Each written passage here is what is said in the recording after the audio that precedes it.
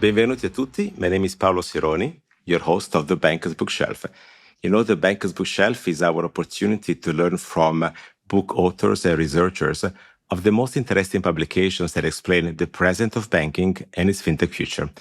And today I have the great pleasure to host for this conversation Michael Salmony and Selim Yazıci, the editors of a brand new book, Tokenization of Money, from fiat currencies to stablecoins.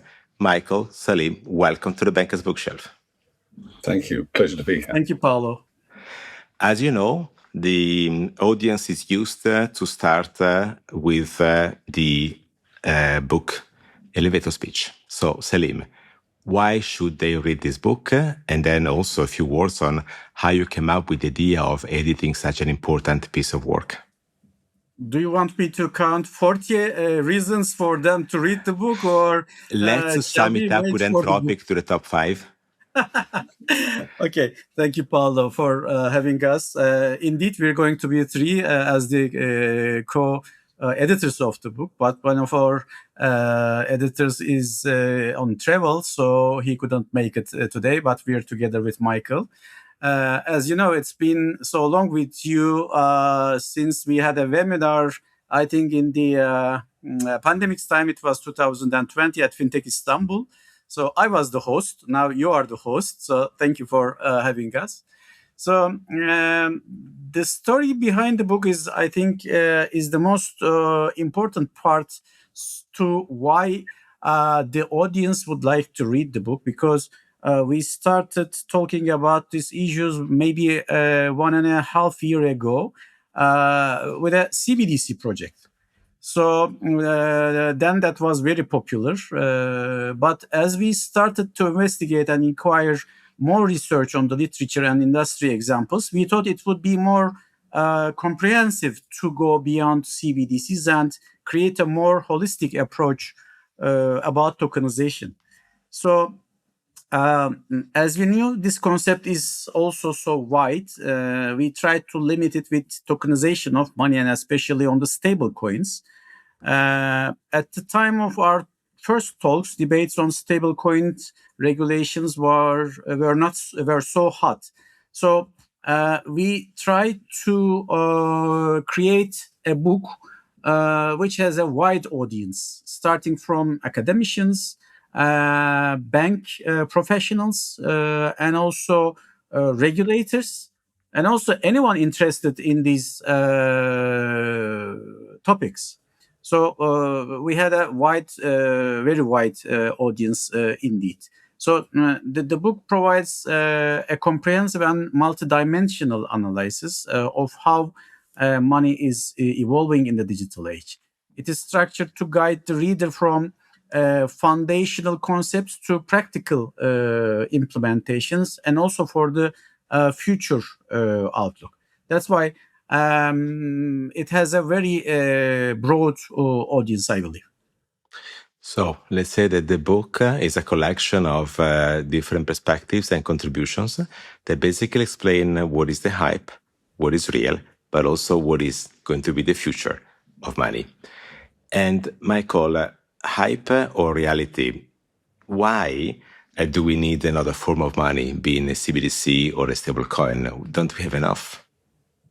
Well, that's a very good question. And that's indeed part of the, I think one of the joys of doing this book is to try and drill down what is the reality and what is just hot air. Because there's an immense amount of hot air being put around blockchain and about crypto, and but there is a lot of really valuable substance in there. And especially in the global context, if you're trying to transfer money from one place to another, it tends to take quite a lot of time, cost a lot of money. You don't quite know where the money is as it's moving from A to B. And this new tokenized money is really completely changing the game. It means that you wrap up your money into what is technically called a cryptogram. You can think of it like a casino chip with an unforgeable version of money, which you can basically send across the internet from A to B instantly, as quickly as you send an email. And so that, of course, is a very different way of transferring money to the sort of SWIFTs and correspondent banking and ACH and card rails and all the other ones that we have today.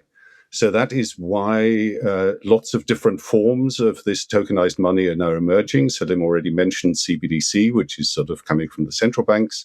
Then the commercial banks are looking at deposit tokens. And then the sort of fintech ecosystem are looking at stablecoins, just to mention a few of them. And so there are these various new forms of money emerging, and that's what we try to look at in this book to see which of these have a future, how do they differ, what are the important strategic aspects of that for banks, for regulators, and that's why I think it's quite exciting to be looking at this right now. Selim, what's your perspective here?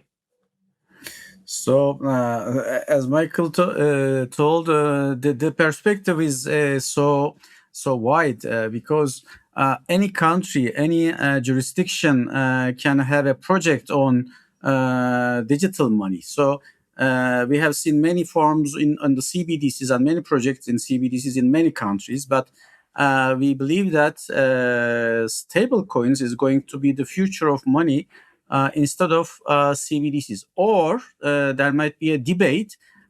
Is it going to be on the same platform, in the same country, or in the same region at the same time? So the future is going to show us which is going to be the real preference of the people using that forms of money in the digital economy. So, Selim, past the initial enthusiasm of blockchain that sort of faded a bit, and the frenzy of cryptocurrencies, the world moved towards some form of money defined as CBDCs and stablecoins. CBDCs are central bank digital money, so they are more regulated by definition, sort of imposed on an ecosystem where all the players have to comply and figure out what is their business case. Stablecoins instead is a form of private money, so it requires entrepreneurship since the very beginning to figure out across all of those potential elements of value that Michael described, which is the best form to articulate that value, sharing across the ecosystem and build new opportunities upon that. But both of them are part of what's called tokenization. Now, while part of the audience is fully aware of what tokenization is, there are also folks which are joining the Bank Bookshelf recently. They might not be fully comfortable. So we said the why. There is an opportunity, there is technology. But what is it then that shapes this opportunity through this technology? How do we define tokenization in its various forms, Selim? So we can form many kinds of tokenization in terms of assets, money, and or intangible assets. So we just for that reason we just focused on the tokenization of money, just for the money. So there are some forms in tokenized deposits, as you know. So it depends on the use cases in the forms of adoption. So if people prefer to use tokenization in either format, I mean, both for their deposits or for their other assets, they can use it in each form. Okay, so essentially you say money, assets, intangible assets. Makes me think the money is what I have, assets is the money I want to have, and intangible is the money I will ever have. But now, on a tokenized platform, I can access the three of them, potentially, right? So one thing is a stablecoin, which is a form of exchange among counterparts that allows you to get something. The asset can be a security, can be even a real-world asset, so it could be a piece of real estate, and maybe fractional investing, something of big value that can now be parceled. And an intangible is something different. It could be maybe a piece of art on a digital landscape that now can be sort of represented through a token and shared securely and efficiently among counterparts. Michael, what entertains you the most about the variety and ingeniousness of the entrepreneurs on the tokenized ecosystem that you want to share with us? Yeah, I think this is one of the most exciting developments in payments I think we've ever had, right? I've been in that sector for 20 years, I think, and this is probably the biggest change that we're seeing. I mean, you're right. The tokenization will eventually reach all sorts of other assets, right? Real estate and securities and bonds and art and whatever. But our book actually looks more at the fundamentals and the beginning of this development, which is definitely in payments, right? And once we've got payments working, then I think the other ones will also happen. So that's why our book concentrates on payments. And as we've explored, there are various parallel initiatives, right? There's CBDCs and stablecoins, deposit tokens, and others.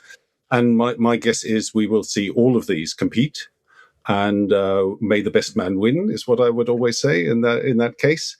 But what we've got to ensure that they interoperate, right? We don't want lots of silos, right? We don't want sort of Bank A doing their deposit token and Bank B doing theirs, and 5 different stable coins and 7 different blockchains and 14 different protocols and 5 CBDCs. That will be a mess, right? So we've got to build an infrastructure where this will all interoperate. So that is one of the key challenges that the industry has now got to solve. Okay, so Michael, I just published a piece of research from the IBM Institute for Business Value titled Banking in a Tokenized Economy. And there I share part of my perspective where I believe the thing is fairly circular. So we have payments, money, and we have assets, maybe securities, the first to go.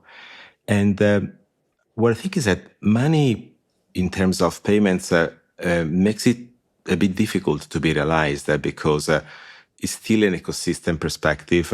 Think about cross-border, corporate. One needs to get motivated to build it, like a large corporate needs to aggregate an entire ecosystem, maybe cross-border, for everybody to see the features. It will happen, right? But it's a road which has its own complexities. On the side of security, instead, there is a strong sentiment starting from the US as the New York Stock Exchange said they want to tokenize, and the chairman of the SEC said that tokenization of the NYSE will happen in 2 to 10 years, and he said more 2 years than 10 years. And big players like BlackRock are now thinking of tokenizing themselves in a way to create, if you like, a choke point, the entry point into the market, because you don't really need to tokenize an ETF, but they will transform the economics of an entire ecosystem. So I think that as centralized institutions also have an interest today to tokenize, that they will create demand for stable coins because they will be needed to support those initiatives. And that will fuel back an opportunity for interoperability because, as you said, those elements are now appearing like in a patchwork, but we need that network effect to sort of rely on everything and make sure that it is interoperable. So I believe that the game between the assets and the money will create that virtual circle that will allow tokenization to flourish. But from here to there, there's many things that have to happen. So the why has been discussed by many. The what is a lot of technical forms. The how is always the most complex element, right? So which are the elements that in the book, Michael, your authors identify in terms of how tokenization works? I'll gladly answer your question, but let me first disagree slightly with your previous statement, if I may. You are arguing that the push for sort of stable coins and tokenized money will come through securities, etc., if I understand you right. A reinforcement more than a push, I think. Okay. But or even stronger in enforcement. My take on the subject is this stuff is happening whether security is adopted or not. Whether the higher level things like securities and digital assets and digital real estate and securities adopt that, just alone the fact of digitizing the transfer of money, just the payments alone is already happening at the $1 trillion scale now. It's being adopted by all major banks around the world. All major regulators are looking at that. The first regulations are being passed in the US and in Europe, in other places. This already has its own dynamic. And I think the securities and these other things will come on top and add further volume and pressure to that. So that's just on that quick disagreement, if you will allow. It's a fair point. The volumes are coming from at the moment, right? But you actually asked about how, and I think that's a very fair question. And that is what we try to gather a lot of opinions about in the book, because I don't think anybody has a crystal ball. Nobody has the single answer. So we have asked the ECB to say, what do they think about CBDC, for example, the digital euro? We've asked experts in China to say what is happening in there, or in Southeast Asia, sort of how to link QR codes with blockchain payments. We've asked lots of important banks like Standard Chartered what their view is, how the tokenization will happen. There are some who go for CBMT, commercial bank money token. That's a big initiative in the German market. What is driving them? We've asked network providers, like there's a friend of mine who used to be a high-level executive at Citi, who's now done a startup to now connect this whole ecosystem with a platform called Ubix, how he intends to unify all these different initiatives. So on the how, we've asked experts, I think, all around the stakeholder systems, from regulators, from central banks, from commercial banks, from fintechs, from infrastructure providers, also Worldline and Giesecke and Devrient, established providers, what they all think of this. And I think once you've read the book, you get a very good feeling of where this thing is and where it's going. So definitely a must-read book, as it contains so many perspectives. And I guess, Selim, that the world is round, but it's not even. So did you find any relevant differences when you scouted the opinions, as Michael said, across different industry players and different geographies? Is anything that, caught your attention and you want to share? Well, every jurisdiction, every region has its own challenges. We saw that while we were talking about the book with our authors, because in the US, they have some different challenges. In the Europe, they have some other construction in their mind. In Middle East, they are different, thinking differently. And on the East or the Far East, they are different. They are thinking very differently.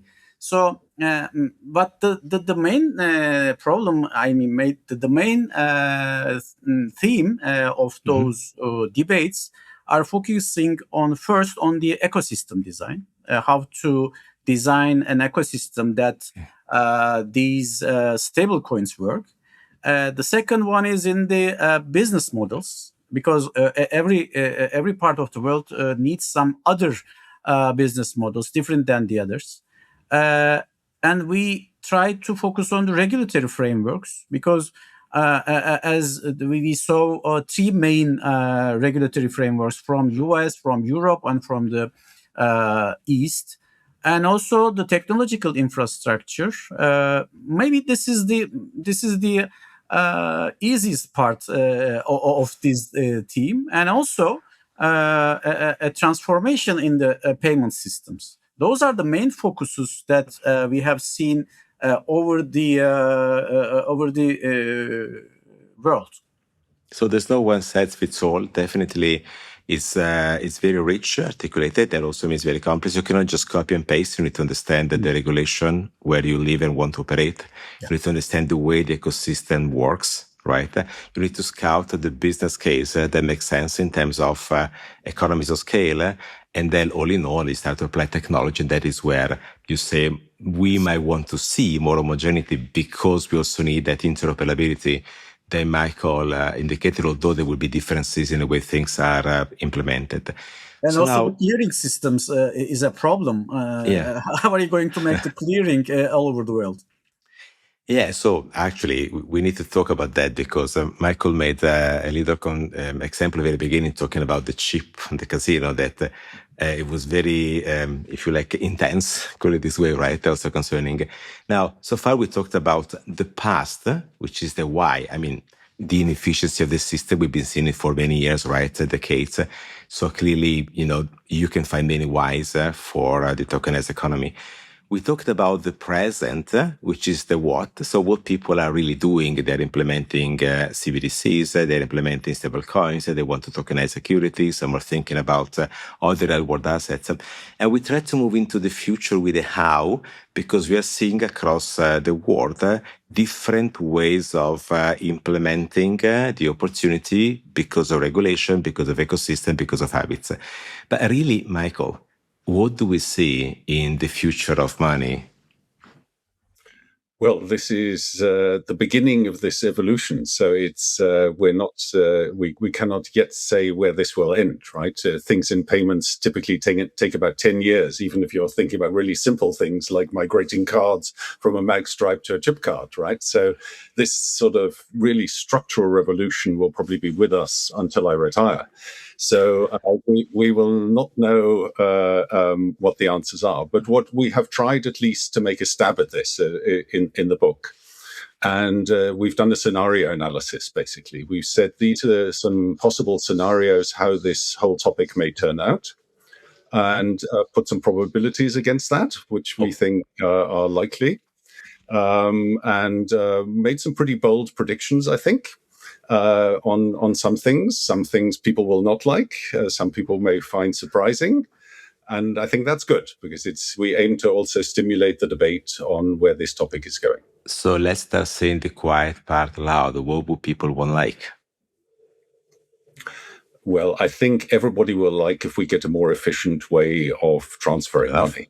I mean, that's a no-brainer, right? I mean, some people in Europe ask, why do we need this? Because in Europe, we already have instant, basically free, transparent, 24/7 cheap payments, right? So some people in Europe are asking, why do we need this?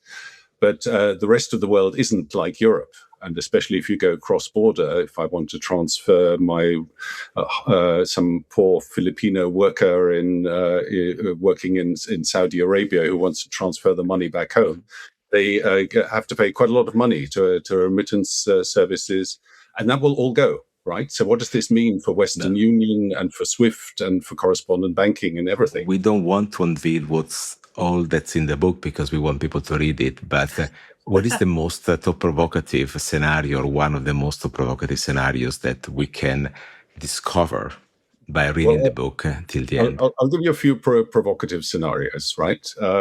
One of them is there are some people who don't like CBDC. This may be a big... You mean the bankers? The bankers, certainly. The commercial bankers, they don't like CBDC. But maybe they're wrong. Some bankers have been wrong before. It just happened. And maybe CBDC the digital euro will be a fantastic success. But one of the scenarios is indeed that Europe will fall further behind because it's been massively distracted by all the efforts being put into the digital euros. That is one of the scenarios that we pose, and we put probability against that. You have to read the book to find out what that is. Well, I tell you mine, as I mentioned, is this research asking 500 execs across institutions worldwide about a potential scenario where CBDCs take over retail payments. 33% said CBDCs are likely to replace the retail payment system fully. I was actually surprised, and there could be differences across the world, but was pretty intense. Of course, wherever CBDCs can be applied, the data I found surprising. I thought the number across execs would be a bit less. I don't know which probability or sentiment you attached to this scenario. Okay, maybe higher than 30%, lower. We are all curious to read the book and figure it out. Exactly. But I think one of the joys of the book was it was a collaborative effort, right, between Selim, who is an academic, between Koskun, who's a central banker or ex-central banker, now also an academic, and myself, who's a sort of humble practitioner. So we look at it from different perspectives. And so if you put these things together, then I think you get maybe a more reliable look at the future than if just some interested party like a central bank or a commercial bank or a fintech looks at this. We've tried to give a balanced, thoughtful view on what possible scenarios are and what their probabilities are. Michael, Selim, I want to thank you for the opportunity you gave our audience to learn more about this new book, Tokenization of Money, from fiat currencies to stablecoins. I remind everyone the Banker's Bookshelf is the opportunity to learn from people like Michael, Selim, and the authors of the book about what is really happening in banking, and also shed a light into a future, likely or not, worth debating and discussing. Thank you very much. So thank everybody for attending. I haven't attended this episode 32 of the Banker's Bookshelf. Enjoy the jingle.